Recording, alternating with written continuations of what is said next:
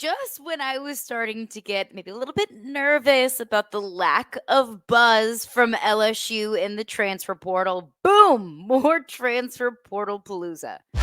You are Locked On LSU, your daily podcast on the LSU Tigers. Part of the Locked On Podcast Network. Your team every day.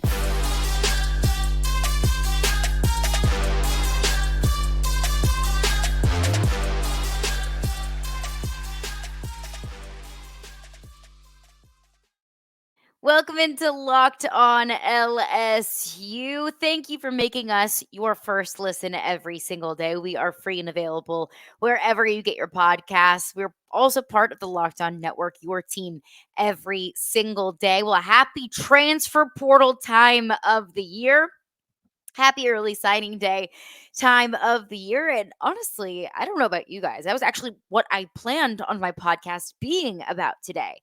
Was about the lack of buzz, the lack of talk about LSU in the transfer portal. I was thinking about it yesterday, like, man, like I do every podcast about news. I react to things that are happening, games, press conferences, transfers, recruiting, whatever it might be. But today might be a podcast about the lack of news because I think that is just as newsworthy as actual news itself. But just when I thought I had everything figured out, the news cycle proved me wrong.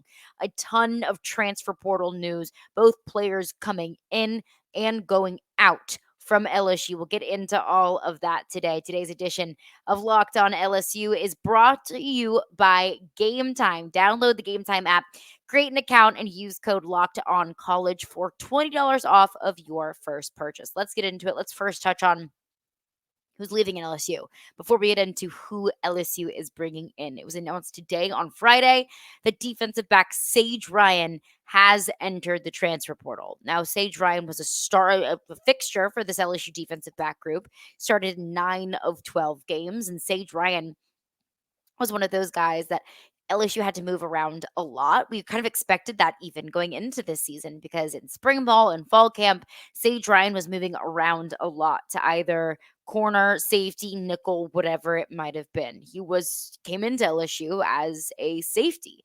But of course, we all are very aware of the cornerback depth or lack thereof on this team. And then especially when you had the injuries start to hit. Of course, Greg Brooks, unfortunately, with his situation, we continue to keep him and his family in our thoughts and our prayers. Denver Harris didn't really work out. Deuce Chestnut didn't really work out.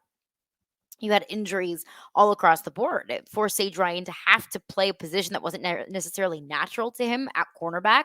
And let's be honest, the defensive back group wasn't good. The secondary was truly, truly awful for LSU this year. And Sage Ryan wasn't an exception to that. Now, that's no disrespect to Sage Ryan because truly, I don't know if the problem was personnel or coaching or probably, if I had to guess, a mixture of both this season for LSU. I know, and each individual players had their moments. Sage Ryan, one of them. Major Burns had his moments as well. But overall, this is a defensive back unit that has struggled.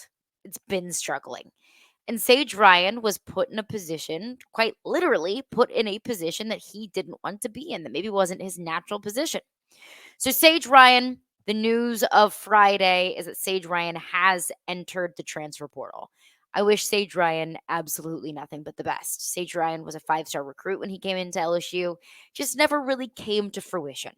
Sometimes a player like that with such high expectations, when things just don't really go as according to plan, sometimes you just need a fresh start. Sometimes you just need a change of scenery. Sometimes you just need a change of coaches, to be honest with you. And so I hope Sage Ryan finds that. Truly, I wish him nothing but the best. Hopefully we get to see him playing on Sundays. Wish him nothing but the best. If he can't offer anything to this team anymore, then go ahead and move forward.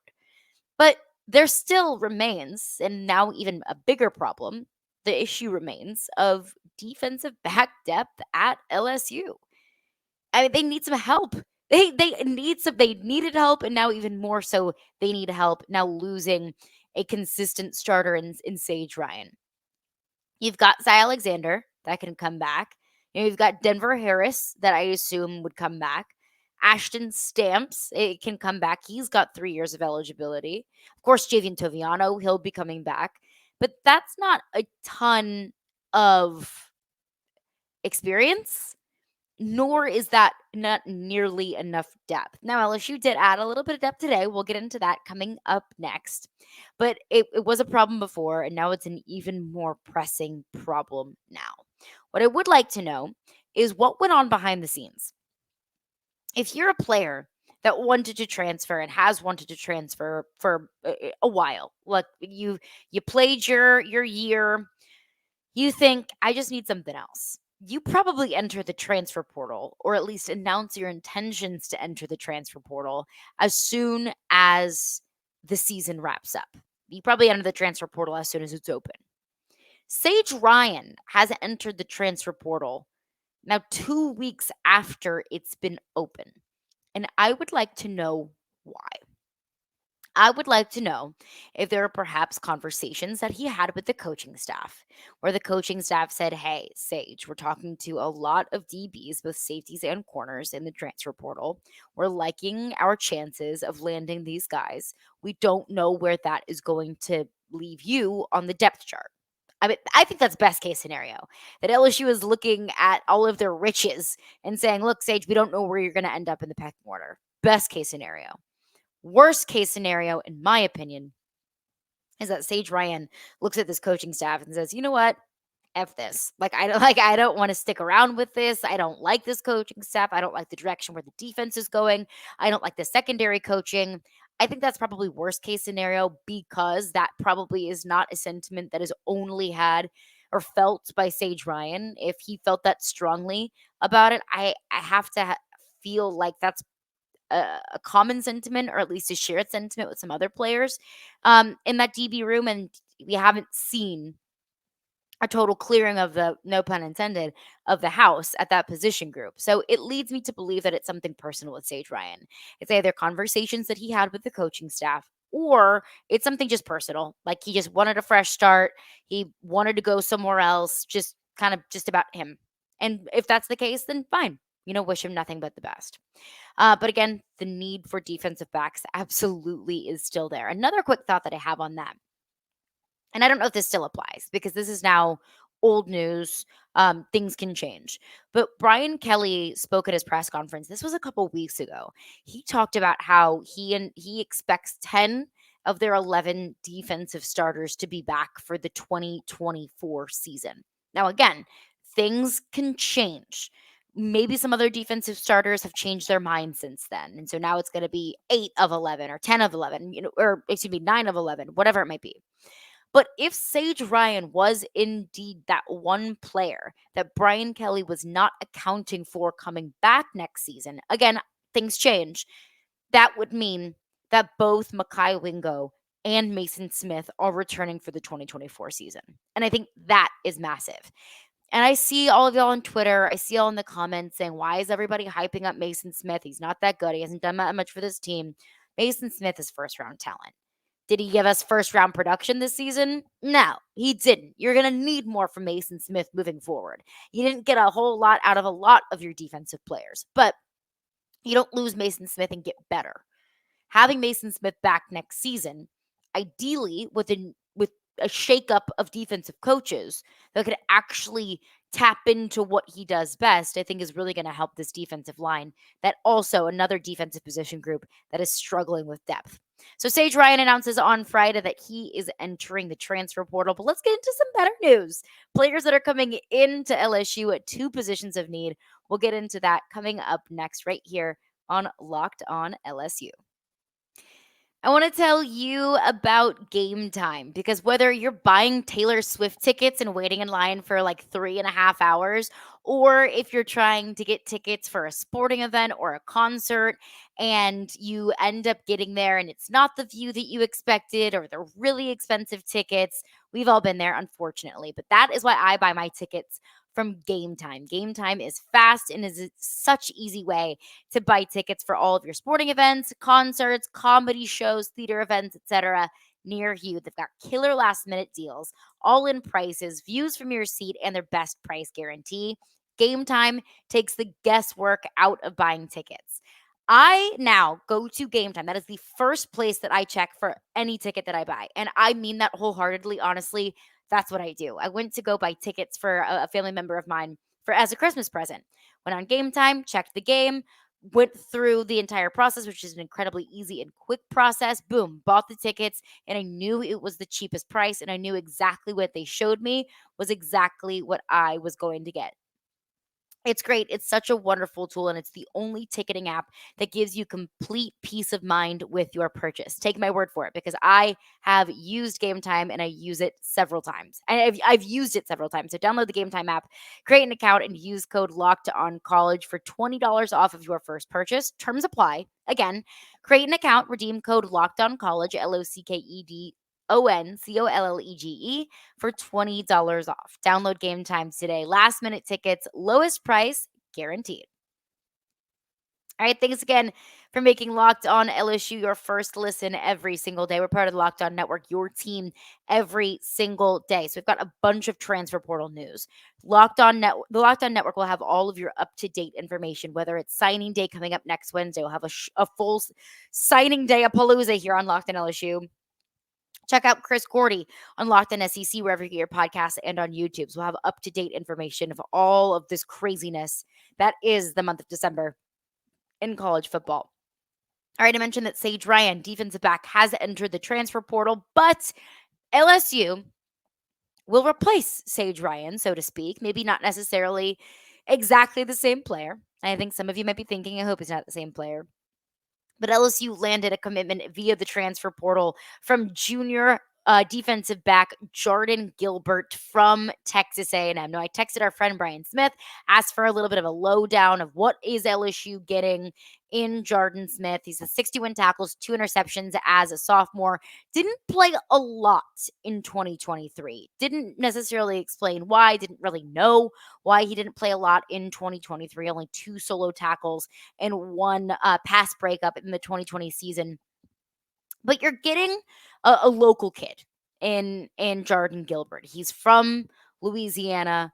So I think that's an important thing. He went to U High, local kid. So that kind of satisfies one of Brian Kelly's priorities, is bringing Louisiana kids back to Louisiana, or keeping Louisiana kids home in Louisiana, building the foundation of this program through some of the top talent in the state of Louisiana. So that is what you're getting in Jardin Gilbert. Another thing that it satisfies, and it's not necessarily Brian Kelly's list, but more so me and Brian Smith's list of things that LSU needed to do in the transfer portal this season. And it's something that Brian and I talked about. And that podcast will be up on tomorrow's edition of Locked On LSU. So you can find that on all of your preferred podcast platforms and on YouTube. We talked about how it should have been a priority, or should be a priority, for LSU to pick up a lot of the pieces being left by programs in question in the SEC. Florida is one of them. A lot of players entering the transfer portal from Florida. A lot of decommitments from Florida commits in this 2024 recruiting class. And ding ding, by the way, one of them, one of their transfer portal players, is from Louisiana. Name is Travis Etienne, if you've heard of him. Texas A&M is the other one. The Texas A&M has several players entering the transfer portal, Walter Nolan most notably, and they also have a lot of decommitments. And those players are from South Louisiana, East Texas, LSU's recruiting area, and also they're 4 and 5 star players. They're players that can be starters in this league and can help you a lot, if not year 1, at least in year 2 and beyond. So it felt like a gold mine for LSU to kind of be tapping into and essentially taking advantage of programs that are in transition, Texas A&M being one of them. And honestly, I don't know why so many players are leaving Texas A&M. I think that they made a great hire in Mike Elko. I think that they made a great offensive coordinator hire in Colin Klein. I think that Texas A&M, honestly, now might be in a better position coaching-wise than they were the last few years. But, I mean, that's their decision. And if that means that I can, enjoy the fruits of the transition at Texas A&M, then great. And that's what you're getting in Jardin Gilbert. The one concern that I do have is his lack of production and his lack of play in 2023. Why was that? Was it injury? Was it a system thing? Was he just simply not good enough? That's what I want to know. Because this LSU defensive back room needs depth. Absolutely, it needs depth. But it also needs talent. It also needs starters. And look, Jardin Gilbert, he was a 4-star coming out of high school at U High. He was one of the top players in the state of Louisiana in that recruiting class. He's a top 10 player in the state of Louisiana in his recruiting class. I believe he was in the 2021 recruiting class. So that's what I don't understand. Was it just the fit at Texas A&M? Was it just, just coaching miscommunication? I don't know what it was. But if Jardin Gilbert can become a consistent starter for you, that defensive back room is in better shape today than it was yesterday. Doesn't mean that you're done, because you are not nearly close to being done and building that DB room. But you at least add to it, add to the depth, maybe possibly add a starter, and you're doing it with a kid from Louisiana. Another name that LSU landed in the transfer portal today, a former 4-star, another kid from Louisiana. That's Zavion Thomas, the sophomore wide receiver from Mississippi State. We talked about Zavion Thomas very slightly on the podcast, on a podcast last week when I was talking about adding wide receiver depth, that you're not going to have Malik Neighbors next year. You're likely not going to have Brian Thomas next year. You're losing your 2 most productive receivers. Now, of course, you're going to have players that redshirted this year, like a Shelton Sampson, that most likely will kind of take on a larger role. But that position group needed experience and it needed veteran presence. You're getting that in Zavion Thomas. Had 40 receptions for over 500 yards this year and 1 touchdown. Best game came against Auburn, 9 receptions for 112 yards with a long of a 32-yard reception, and that's where his lone touchdown on the year came. Now, maybe not the flashiest of stats, not the the sexiest stats that I've ever seen, but also keep in mind we saw that Mississippi State offense and how brutal it was against LSU earlier this season. Mississippi State's offense was truly horrendous, and they ran the ball a lot. Will Rogers struggled a lot in this new Zach Arnett system, so it doesn't surprise me that a Mississippi State receiver wouldn't have super sexy numbers. Now, with a guy like Zavion Thomas that has just the sheer talent. He's 6 feet, just shy of 200 pounds. He's super quick, he's super fast. Now, what can Mike Denbrock and this LSU offense do for a kid like that with a talent like he has? I'm excited about it. I think you needed some veteran leadership. You needed a guy with experience. And not only are you getting a guy from the state of Louisiana, you're also getting a guy that has that experience at the highest level, going up against some of the best defenses in college football, going up against an SEC schedule for the last 2 years. So Zavion Thomas from Mississippi State and Jardin Gilbert, the most recent transfer portal additions for LSU.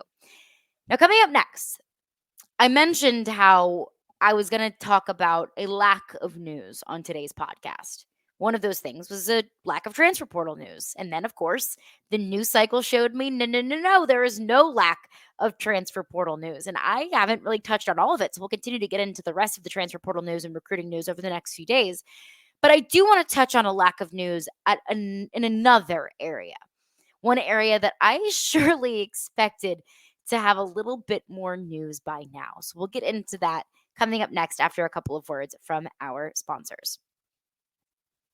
I want to tell you about PrizePicks, because PrizePicks is the most fun that I have had, winning up to 25 times my money this football season. And now during basketball season as well, because with PrizePicks, the largest daily fantasy sports platform in North America, you can pick combo projections across football and basketball from the Specials League. It's a league created specifically for combo projections that includes 2 or more players from different sports or leagues. So, for example, LeBron James and Travis Kelce. It's a 10.5 combo of 3 points made and receptions. Plus, you can also play alongside some of PrizePicks' favorite players like rapper Meek Mill, comedian Andrew Schultz. You can find that on the community plays under the promos tab of the app to view entries from some of the biggest names in the PrizePicks community every single week. Try it out. I think you're going to love it because I love it. So go to prizepicks.com.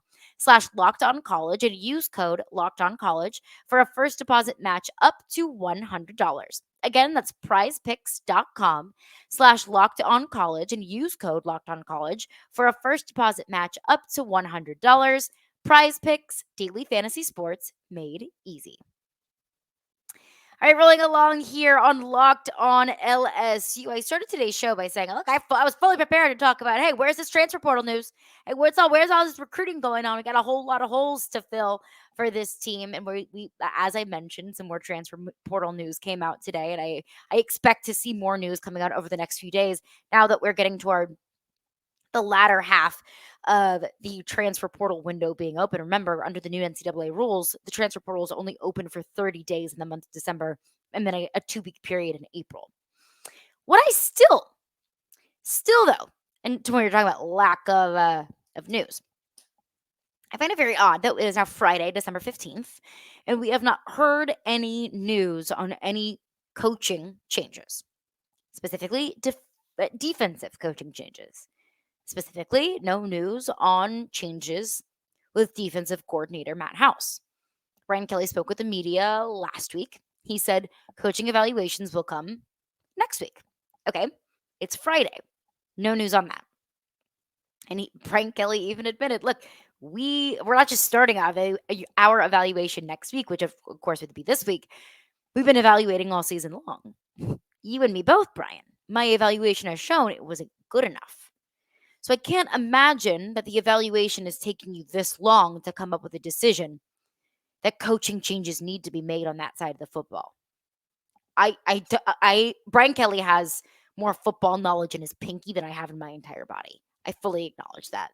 I don't think it takes a genius, nor does it take a football guru to be able to watch that team and say that there are some massive changes that need to be made. Yet still, no news. Yet still, no update on potential coaching changes. I think they could be one of three things. First, they're waiting until after the bowl game, which I don't love. The bowl game's on January freaking 1st. That's late. That's late. You got early signing day before that. You're going to have to go right back out on the recruiting trail. You've got regular signing day in February, and you're going to start making coaching changes in January? Wouldn't you want to make those changes as soon as possible if you know that those changes are going to be made? Now, look, there could be a whole lot of things going on behind the scenes that I don't know of, that you don't know of, that they aren't going to share with us. Because Brian Kelly could have a list of, or maybe even one specific person in general, could have a list, a person, candidates in mind. That's kind of, lurking in the background. Brian Kelly looks at it and says, hey, Matt House and this defensive coaching staff, they made a commitment to LSU. They will see that commitment through every single game on this season. And then we're going to announce the change. Okay, I see the value in that. I don't necessarily agree with that. Some of you will. That's fine. I don't agree with that. I say, why delay the inevitable? Why not just make the announcement now? So that could be the case, is they're waiting until after the bowl game. The second thing is they might not even be making any defensive coaching changes, which I think is absolutely ridiculous. You don't have the worst defense in America and not hold some people accountable. You don't just maintain the status quo when the status quo gives up 50 points and 500 yards a game. That's unacceptable.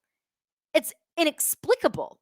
And that, I think, is putting Brian Kelly straight into the line of fire. That's putting a target on Brian Kelly's back. I don't think he wants that there. I think that it would be, frankly, moronic to not make any coaching changes. If you want to say that Matt House deserves to keep his job because he did a good job in 2022 and 2023 was just a weird year, fine, I disagree. I can understand that. But you're going to have to make some coaching changes elsewhere. So not doing anything, not making any changes. Now that does not fly with me, nor should it fly with you, nor should it fly with Scott Woodward. And I would like to say that I have enough faith in Brian Kelly. And I would like to think that Brian Kelly is a smart enough man and football coach to know that that simply is unacceptable. The third could be that they're just waiting, and not just waiting for the bowl game, but maybe waiting for some other sort of process. That the news could come out later than the bowl game. Because I remember, the defense of 2023 is the special teams of 2022. I complained and complained, and you did too, about LSU special teams in 2022. It was awful. It cost you football games. It cost you at least the Florida State game. It cost you 7 points against Tennessee. I mean, they were special teams. 7 points against Georgia. Special teams were awful. Truly, truly horrendous. It was obvious. Brian Polian shouldn't have been special teams coordinator anymore. It was obvious. But Brian Kelly didn't make that announcement until February. Now, the reason why I don't think it's that is because with special teams coordinator, Brian Kelly promoted from within. That John Jancic was already on staff, and he promoted John Jancic to special teams coordinator, moved Brian Polian to an off-the-field role. So it's not like he was just leaving Brian Polian high and dry and saying, all right, good luck trying to find a job in February. It was, no, we're going to just move you to a different position because that's where we think that you're best fit. And you promoted John Jancic from within. You didn't have to go through a bunch of external candidate interviews, at least that we know of. That's not the case here at LSU. I don't think that at least I don't believe, because the defense was that bad, I don't believe that there is anyone in-house that is, again, no pun intended, I don't believe there's anyone in-house that is worthy of the defensive coordinator position because the defense was so stinking bad. So I hope they're just waiting until the bowl game. Don't agree with it, but I hope that's the case, because doing nothing, it simply doesn't fly with me. All right, that's going to do it for me today. Coming up in tomorrow's edition of Locked On LSU, we'll hear from Brian Smith. Now, disclaimer, I talked with Brian Smith before Sage Ryan decided to leave, before Zavion Thomas committed, before Jardin Gilbert committed, but we will get Brian Smith's breakdown on everything else, the players that are going out, some potential players to keep an eye on. Plus, we'll get some of Brian's thoughts on the SEC schedule, LSU schedule. We'll get into that on tomorrow's edition of Locked On LSU.